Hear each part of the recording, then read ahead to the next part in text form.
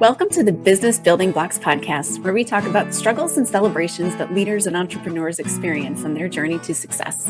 I'm your host, Kristina, and I'm passionate about helping you achieve massive amounts of success at work and at home. We'll talk about all things people and organizational wellness, share relatable stories, and feature insightful guests because quality people and processes are at the heart of every success story. Ready to learn, grow, and have fun? Let's dive in.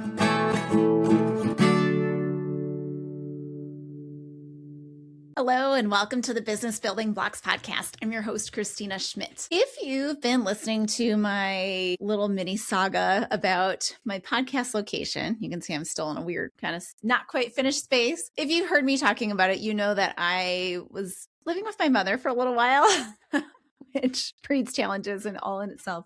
Although I love her to death. She is wonderful. But some fun life update. Finally found a house that we liked. We've purchased it and we've been doing lots and lots of renovations and purchasing of things, which is super duper fun, super exciting, and also super stressful. So I have been making decisions on colors, on floorboards. Do I buy this? Do I just deal with it and work on it later? And so all kinds of fun or not fun decisions. And it got me thinking about back when I was a leader in automotive manufacturing, my controller at the time used to say to me, he's like, you literally make hundreds of decisions a day. He's like, that's kind of nuts.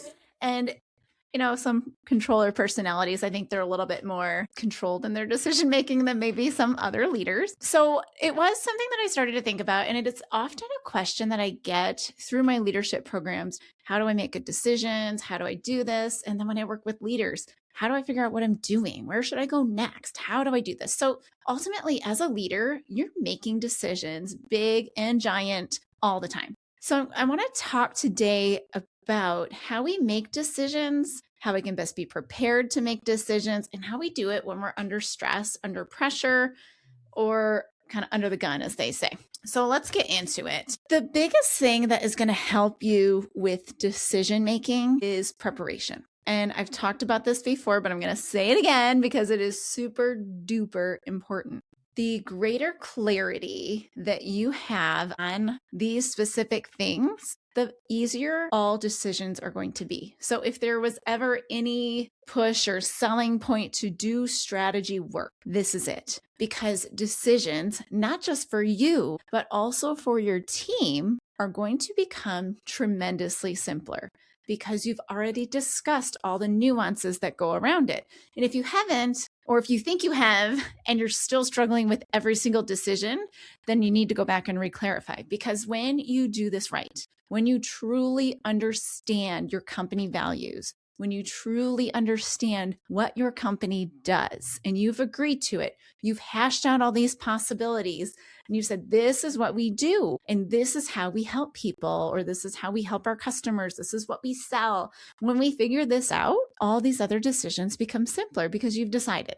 And it's not to say that you can't change your mind. It's not to say you can't add a new product. But if you say, well, we help people by educating them, or we help people by selling them automotive products, and then you want to go maybe, sell a beauty product, like maybe you kind of say, well, maybe that doesn't fit in this. And maybe I'm jumping onto some bandwagon that doesn't need to be because that's not what we do. Maybe I've got an input that can help someone else, but that's not what we do. It just makes that decision simpler because not everything is new. So this is the first thing that you need to be extremely, extremely clear, not just within yourself, but you and your management team need to be clear on these things. The first one, every single leader needs to be very clear on their own personal values. So first and foremost, like every team player, every person that comes in needs to get clear on that. It needs to continue to refine this because this is something that is going to help you buy in or stand up for things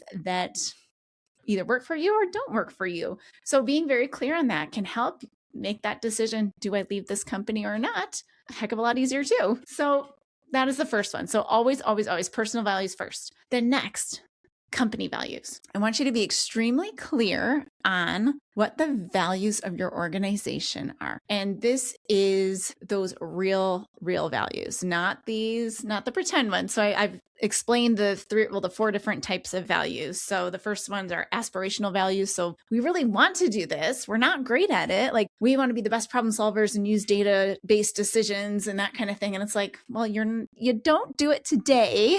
You want to do it, but if you don't do it today, it's not a core value. If you want to do it, you can call it an aspirational value, set goals, figure out how you're going to get there, hire the people that have those personal values already. That will help you get there better, but it's not a core value. And to make a decision based on that core value is going to be different than if it's an aspirational value. So not that, it's not the pay to play sort of values. So it's like, well, duh, we treat people with respect. Of course we do. Yes, we're honest in our communication. Of course we are. But are you honest to the point that that trumps everything? So I am going to tell you exactly what's wrong with your, I don't know, however you want to say honesty is a core value, but that means that it trumps everything and that you will forego clients for this honesty. You will forego supplier base based on this. I don't know. Like, of course we all want to be honest, but I'm just saying that if there is a difference when it is like, it trumps everything no matter what. Like you're not even going to like say, oh, your hair looks great, even when it doesn't, like that kind of level of honesty. That is a pay to play. Like, of course, we're honest. We're going to be honest in our dealings. We're going to be on the up and up. We're going to be straightforward, straight shooting. Fourth one, the third one is the accidental values. And these are ones you may not even see that you're doing. I tend to see this with a lot of companies a lot of leaders will hire a lot of people like them. So sometimes it's a good thing because you need people who agree with your general value system, but they'll hire healthy, fit, young parents, that kind of thing. And so it's like that becomes a value without intending to be a value. And that can get in the way because when we talk cross-functional teams and having a level of diversity for decision-making, that can get in the way because everybody's on the same wavelength. You're not seeing what maybe an empty nester sees, and you're not seeing what a single person with no children kind of might see versus where somebody who's struggled to get where they are and somebody who's had, been college educated and had a lot just kind of come to them easily. Like, so you're not going to get all those perspectives unless you make sure you stay away from these accidental sort of values. And then finally, the core values. These are the very defining ones. So truly defining and understanding these about your company. We are problem solvers. We see a problem, we jump on it, we get it solved, and we move forward with the solution. We're solution creators, like that kind of a thing. And you truly are. You truly embody that. And when somebody doesn't, they're not going to survive in your company. Like that's what that means. So that's what we really need to understand because you're going to be faced with decisions that are going to challenge that a little bit. You'll likely have, especially in high stress situations, you'll likely have a scenario that might seem like a good idea because of X, Y, and Z, but doesn't align. And so there's a lot of decision making that people might say, oh, I go with my gut. And a lot of it is, especially so I have discernment. So I seem to trust my gut sometimes better than my analyzing because it seems to work better for me. In all reality, you need more than your gut. Your gut is great. And your gut is I think hiring is a lot of gut, but really what your gut is it's these signals and triggers and patterns that you don't recognize, but you feel like there's something wrong, but you can't put your finger on it. I was going to say your foot. Can't put your finger on it. And it's like, oh, it just all logic says to me, this is good, but there's something that isn't. And it's stopping me from pulling the trigger. That's your gut talking. And there probably is something there. So figuring out how to kind of peel back the onion on that gut is great. And also knowing when you're going with your gut and you need to go with your gut versus you can't go with your gut. So a lot about the gut. So ultimately, if we always just make everything I used to hear horror stories of a past boss who liked to go around saying, hey, I'm just always shooting from the hip, So if you have no planning in there, then you're going to start spinning in circles, right? You will stay still.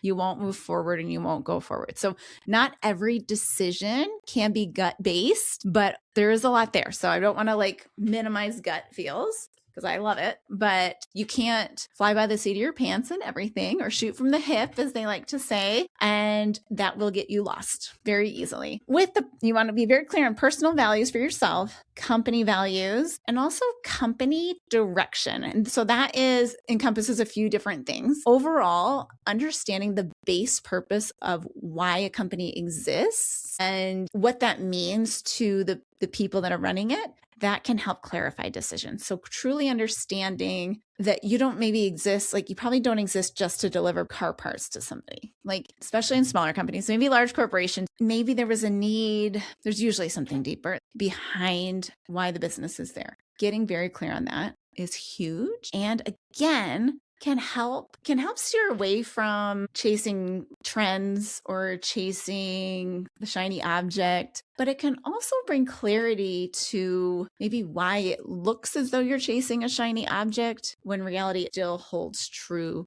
to the core value or the core purpose of why that organization exists. This is an example from a book. So I don't know this person personally, but there's a company, they were a cement company, and they originally were created to give new Americans a place to work. So new immigrants, hey, I can put you to work. You don't necessarily have to speak English well. I can get you working. And, we'll help you learn English, and we'll help you do this, and we'll help you do that. So decisions that they're making around that make sense. And the reality is that if they could do that same purpose by building houses, they would do that. Or by, running a hardware store, they would do that. Like they would do any kind of work that would enable them to bring people in, help take care of them, teach them English, and then help them, get their families, whatever it is, get their family settled and, get rolling in the country. So that would be potentially a good reason why it might look like a business owner might be a bit flighty, because they've got this, this, and this, but their main purpose is helping new Americans or helping single moms, get work and be flexible for their kids. Like maybe that's the purpose. So it's important to understand that, as well as something we call strategic anchors. So these are the things that essentially your company, they're differentiators essentially, but they're decision points and they're clarity points. They're essentially how your company is going to succeed or how your organization will succeed. So some examples of those would be that your community is supporting. So if some like local, like support local, that's a strategic anchor because you partner with local businesses, you want to serve local community businesses, and you live in the community. So that's kind of how that all gets encompassed. But you also want to support, you want to sponsor teams and that sort of thing. So when a local company comes in and says, or a local organization says, hey, can you sponsor our local charity that supports this local organization? You can more easily say, yes, that makes sense for us. Whereas if maybe a nationwide company comes in and wants you to support that, you might say, I've actually funneled all my money over here and I can't do that right now because it doesn't meet the strategic anchor. So it takes some of that thinking out of it, because that's really what's hard about decisions. Decisions aren't hard. It's just all the details that have to do with the decision. When I make this decision, it only impacts the next choice. We don't live in a world like that. I make this decision and it affects here, here, here, and it spirals off and spider webs out to thousands of other things. So very tiny little tweak or change in that decision can have huge impact. And that's why they feel stressful. So when you've already taken out some of the decisions, what you've essentially done is you've eliminated, like when you've pre-made these decisions, you've essentially eliminated a whole lot of other decisions and almost made a process of it, right? And when we have a process to follow, life is simpler. This is actually how our brains work. Our brains go on autopilot. I talk about this a lot because we talk a lot about change. Our brains are on autopilot most of the time. So it needs to do that. Otherwise, we couldn't function because our brain just couldn't make all those kinds of active decisions all the time. It needs to put it into the subconscious because it takes less energy. So we only want to bring forward like the special cases. So you've probably heard me talk about, you've heard of the 80-20 rule, Pareto principle. you only want to consider 20% or less, maybe. Generally speaking, you want to consider 20%. The rest of the 80% should just go. So when you have clarity around, again, your personal values, your company values, why your company exists, and these strategic anchors, these things that make your company, that just takes so much of the thought, the discussion, the stress around it, the back and forth. It takes so much of that out that it makes decision making, whether it's for, a stressful, like the world's on fire kind of decision, or a long term, where do we take this company decision? And to add to that, just one extra little thought process for those long-term types of decisions. The other thing, as well as with personal values that you need to understand and have clarity around, you also want to understand how your business supports these personal values, supports this life that you want. So when you can think through that and you can say, how, does my business at its current state, with the time and effort I'm putting into it today, is that how I want to be? Does that support the lifestyle that I want or I feel called to have? Maybe you're called to do have a nonprofit, but this business is your way to support that nonprofit. Okay, well, you've got to do something different than just run your business if that's what you're called to do. Or you want to be able to retire at 60 and travel. And if you're still working in your business full time, you can't do that. So you have to figure out, how do I support it? How do I grow it to a point that I can have a successor, or that I can be just the board member that comes in every now and again instead of always have to run it all the time? Or how do I build it up so I can sell it and do that? So a lot of considerations have to come in. And again, gaining clarity around that can help tremendously with decisions and big long-term company decisions as well. So what I remember, a lot of my decisions and some of the hardest decisions that I had to make as a leader were these, the world is on fire, we have to make a decision. And having the clarity behind me of all this preparation was wonderful. But sometimes it doesn't feel like it matters, right? You have a decision, and the worst decisions were when it felt like there was no right decision. So maybe to some that feels safer because, no decision is a good decision. I just have to pick the most good or the least bad decision. But that is sometimes a real life place where you're at. While that sucks, it helps to have a little bit of preparation or some thoughts that you can run through your head as a quick gut checker, in a way, like a gut verifier, to say, yes, this makes sense. Or you can even use them to help coach your team so that they can better make decisions that are more aligned with how you will, or just more aligned with company values, or more aligned with,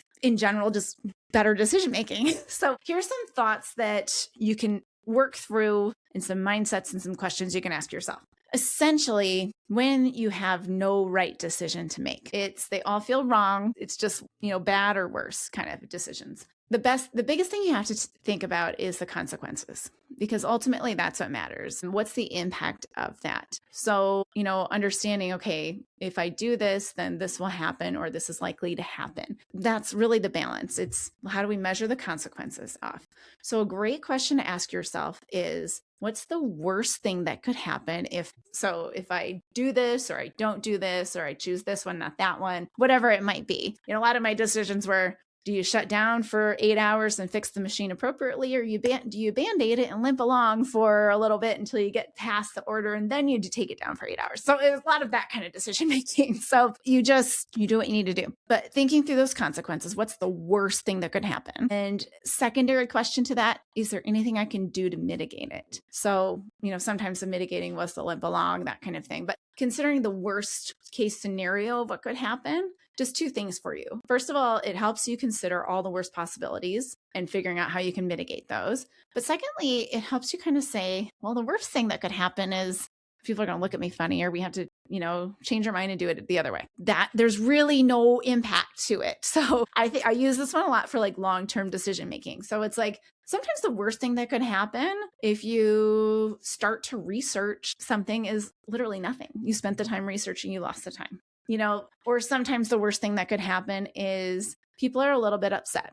Okay, how do I mitigate that? I talk to them about it. I explain the situation. Like that's, sometimes the reality, it's not that big. And sometimes the worst thing that could happen is you could shut down Ford and you'll be charged $1 million an hour. That might be pretty big. So there's a lot of things that you say, okay, well, what's the worst thing? The other side of it, what's the best thing that could happen? So if I do this or don't do this, what's the best thing that could happen? And kind of weighing out the likelihood of both is a really helpful situation or a helpful way to do that. And then again, how can I, like with that, what's the best thing? How can I make sure that's what happens, right? So what else can you do to make sure that the best thing happens, or at least closer to the best thing happens? So those are great questions to help you consider the consequences, because of course, when you're stressed, your brain doesn't work as well as you want it to. It's not working the same. You've got adrenaline going in places and cortisone going in places, and, tigers being chased around. If you've taken anything about stress with me, you get that joke. But